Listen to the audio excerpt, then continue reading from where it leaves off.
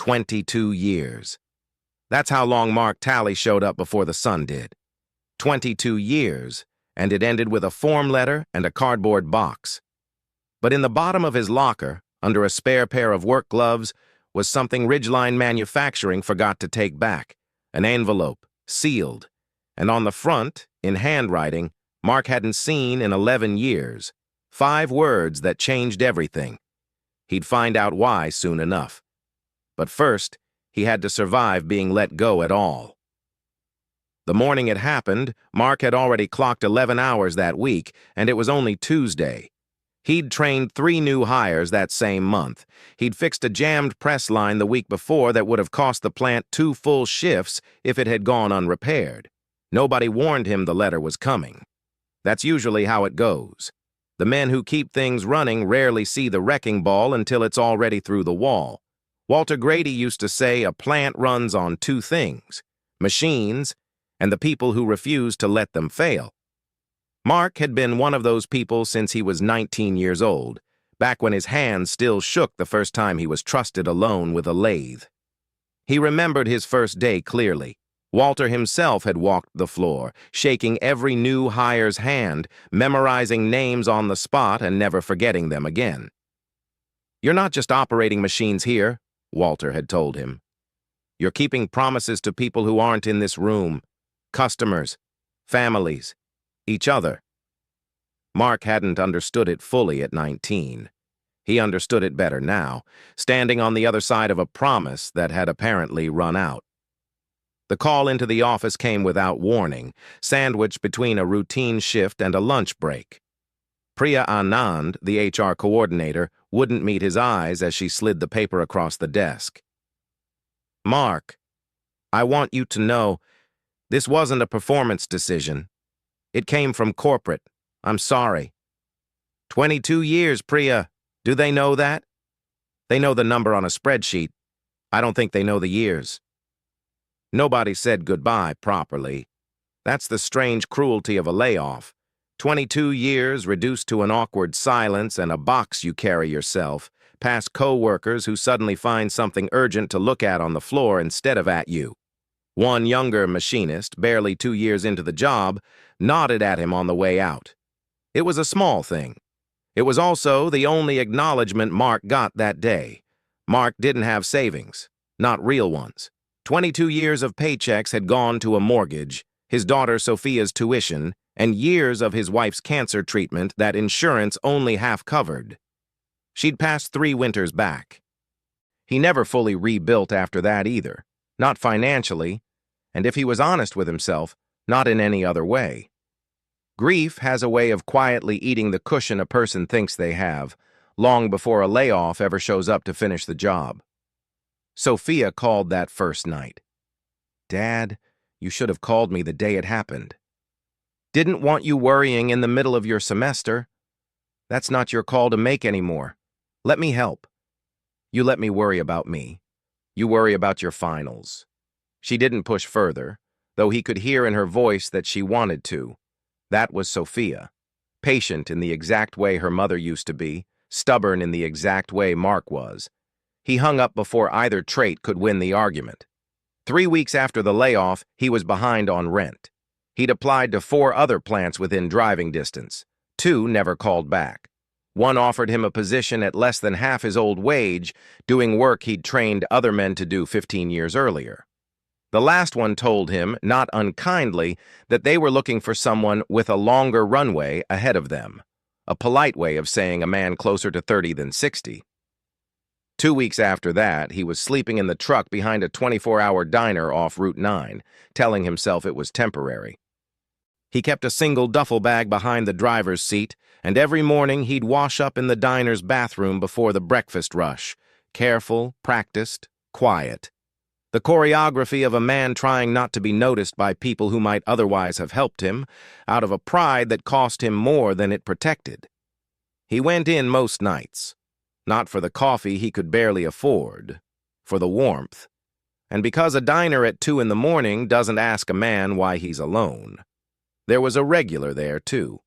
An old man named Carl, who'd lost his hardware store to a chain 15 years back and never quite recovered his footing either.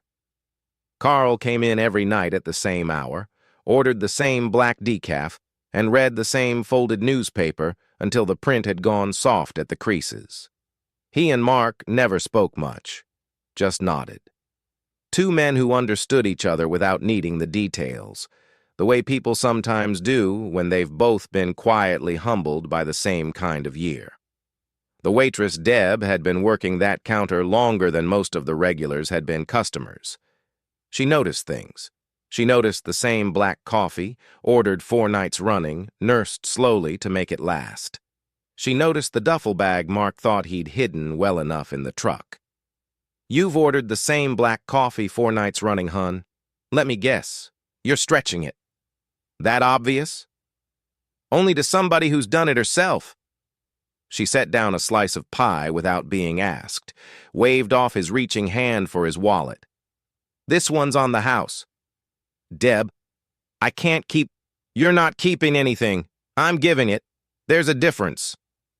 From his booth in the corner, without looking up from his paper, Carl offered the only advice he ever gave Mark in all their nights of silent company. "Let her win this one, son. She always does."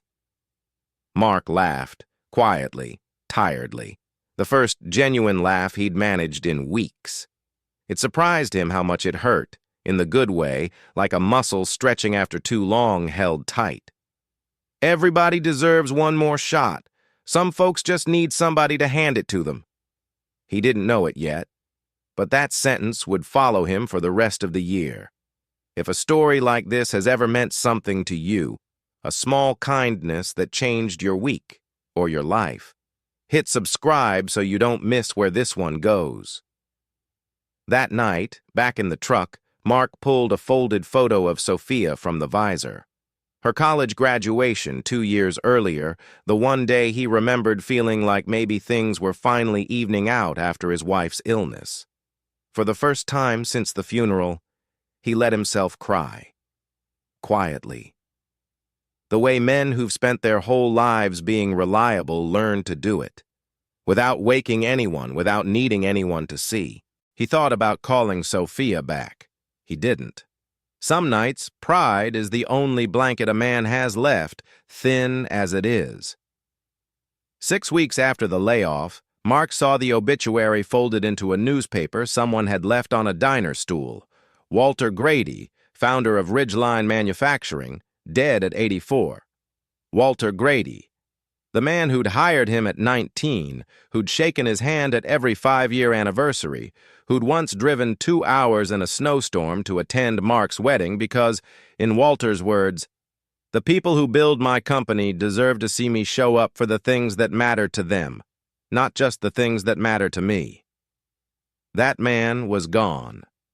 The obituary was short, understated, exactly the way Walter had lived.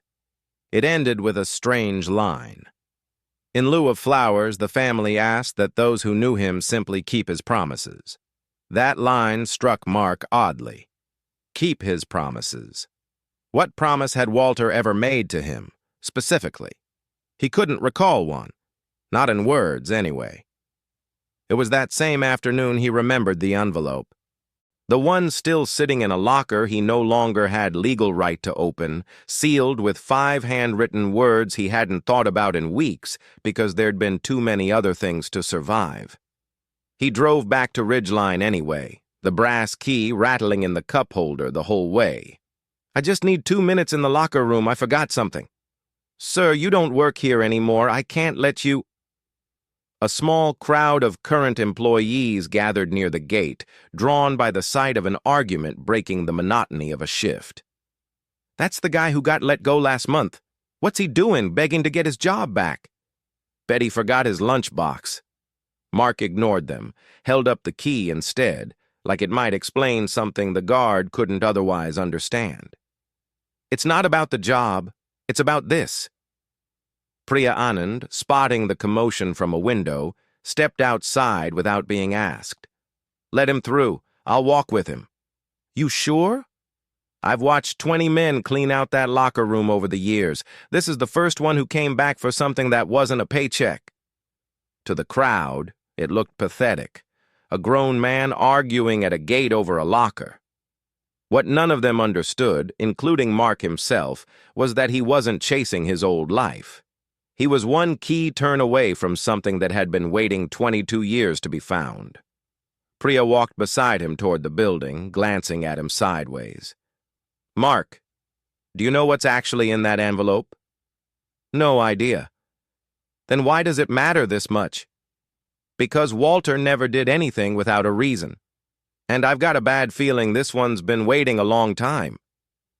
The locker room hadn't changed in a decade. Same rows of metal doors, same dented benches, same smell of machine oil that never quite washed out of the walls. But someone else had been waiting there, a man Mark hadn't seen in years. "Wondered how long it'd take you to come back for that." "Enzo? You still work here?" "Retired 8 years ago. Walter kept calling me back anyway, said I was the only one who remembered how the old machines actually worked." Enzo Castellano had been the plant's first machinist, hired the same year Walter Grady opened the doors, more than 5 decades earlier. He knew things about Ridgeline that had never made it into any employee handbook. Things passed down the way real history usually is, not on paper, but out loud, over coffee, between men who trusted each other enough to remember out loud. "You remember the year the transmission line almost went under? Walter mortgaged his own house to make payroll. Never told a soul. I only knew because I helped him carry the paperwork to the bank myself." "I never knew that." "Nobody did. That's the kind of man he was. The good he did quiet." They walked together toward a back corridor rarely used, boxes of old parts stacked along the walls like sediment from another era of the plant's life. Enzo stopped at a dusty bulletin board, pointing to a faded photograph. A much younger Walter shaking hands with a row of workers outside a small outbuilding Mark had never once noticed in 22 years of walking past it. "You know what that building is?" "Never noticed it before." "Nobody was supposed to." Mark leaned in closer at the photograph. Something about the man on the far left of that group looked strangely familiar, though he couldn't place why. He filed the feeling away, the way a person files away a name they know they should remember but can't quite reach. Enzo led him past a door at the end of the corridor. Rusted padlock, no window, unmarked, easy to overlook if you weren't looking for it. "What's back there?" "That's not for today. That door opens when the envelope tells you it's time, not before." "You're being deliberately mysterious, Enzo. Walter trained me well. Whatever was behind that door would have to wait. Right now, there was an envelope to open." They sat on an overturned crate near the loading dock, sharing a thermos of coffee, dusk settling outside the way it does in late autumn, fast and a little gray. "You know why he kept you 22 years, Mark? Plenty of men are good with machines. Not many stay good with people after the machines break."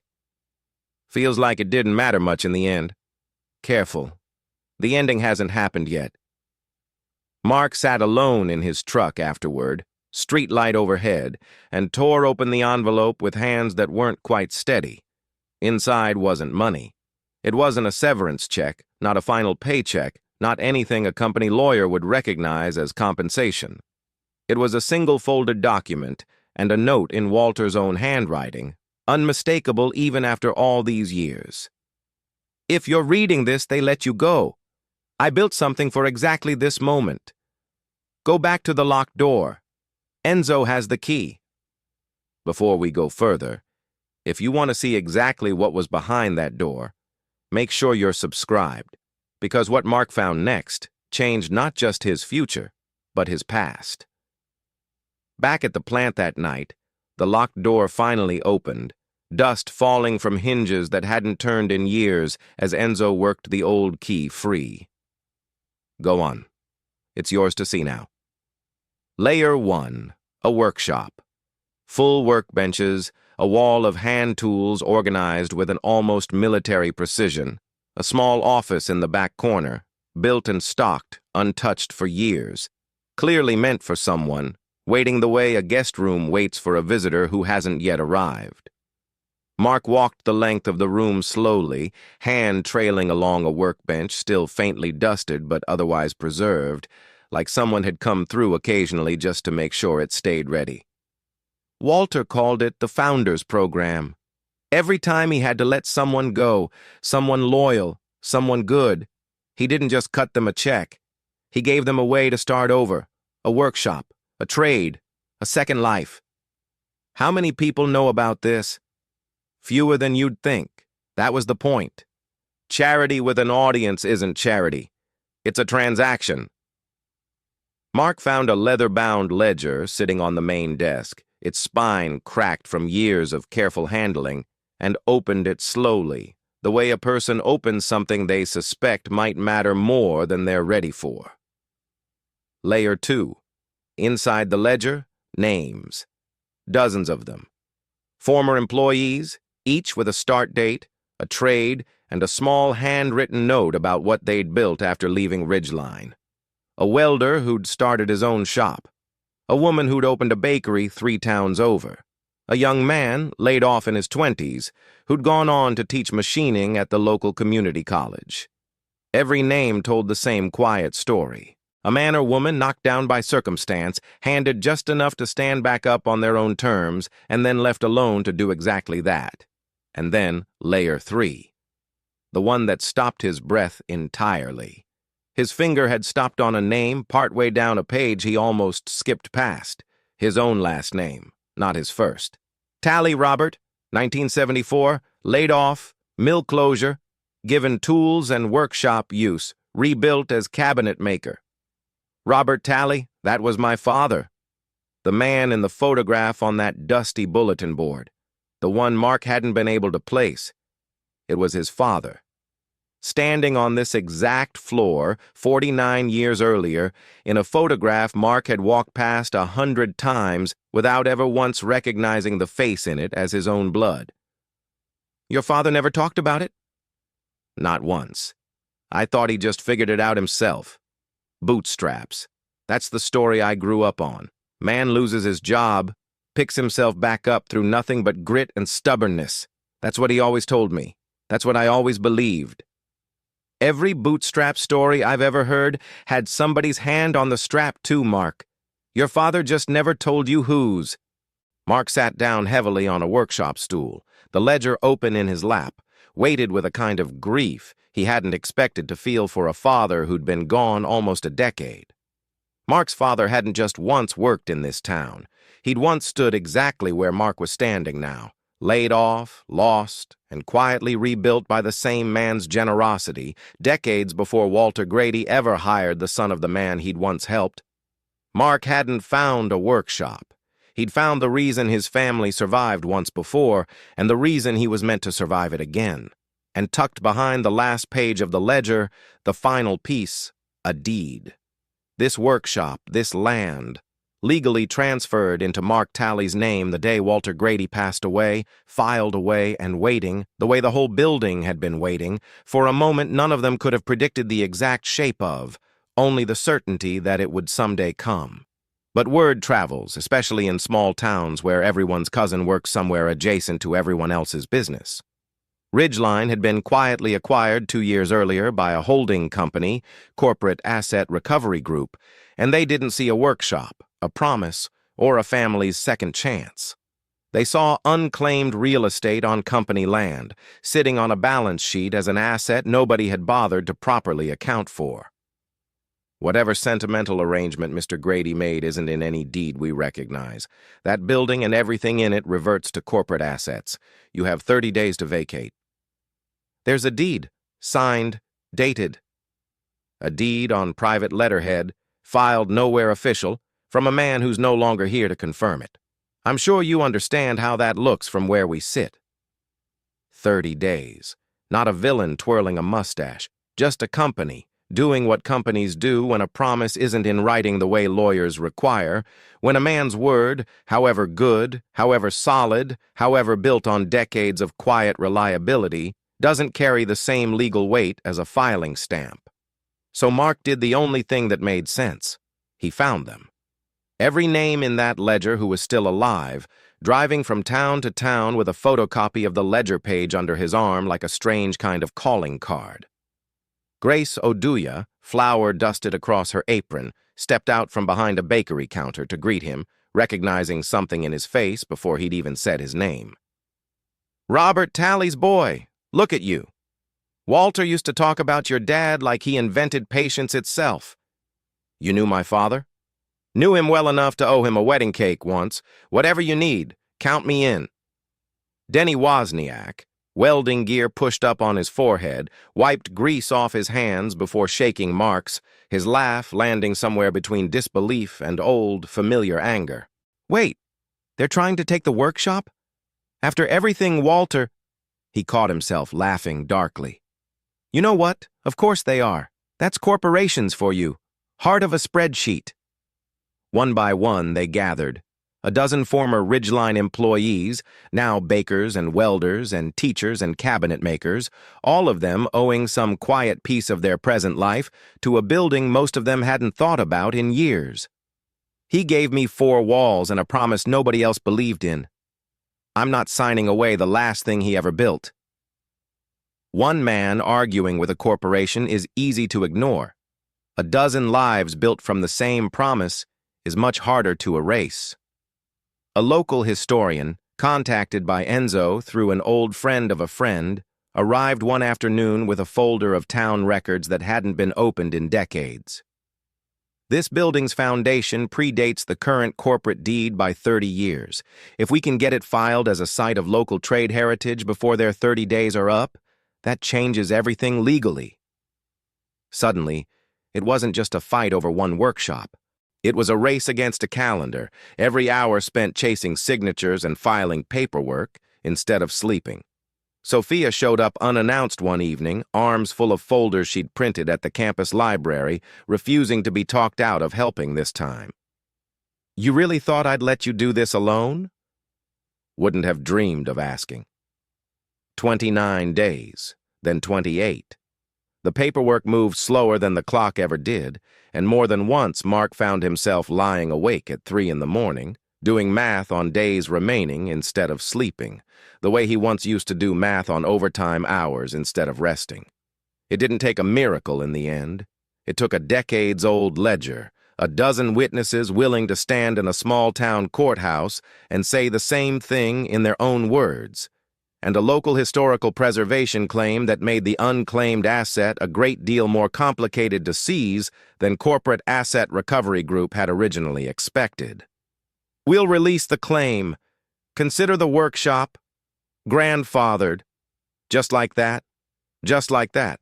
"For what it's worth, I've seized a lot of buildings, Mr. Talley. Never one with this many people willing to show up for it."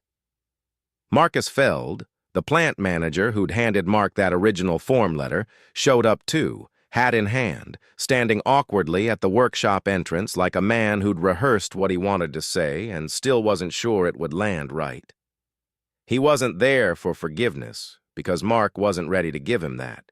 He was there to say something true, which is sometimes the only honest thing a person can offer. "Corporate told me who to cut. I picked the list. I'm not asking you to forget that. I just wanted you to know I remember it too." Mark paused a long moment, then gave a small nod. Not a hug. Not absolution. Just acknowledgement. "That's a start, Marcus. That's all any of us get sometimes." It wasn't redemption. It was a beginning.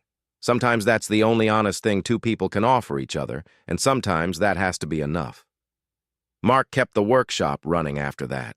Kept the ledger, too, adding his own name beneath his father's, closing a gap that had sat open for 49 years without either of them fully realizing it. Within a year, the workshop wasn't just a memorial to Walter Grady's quiet promise.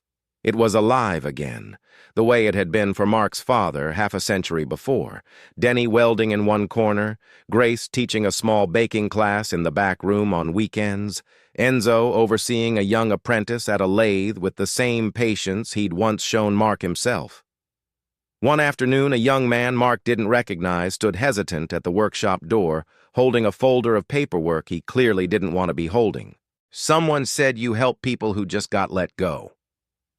Mark set down his tools and walked over, carrying the same warmth Deb had once handed him across a diner counter on a night he'd nearly given up believing anyone would. Everybody deserves one more shot. Some folks just need somebody to hand it to them. 22 years ended with a form letter, but it turned out the ending was never the point. The envelope was,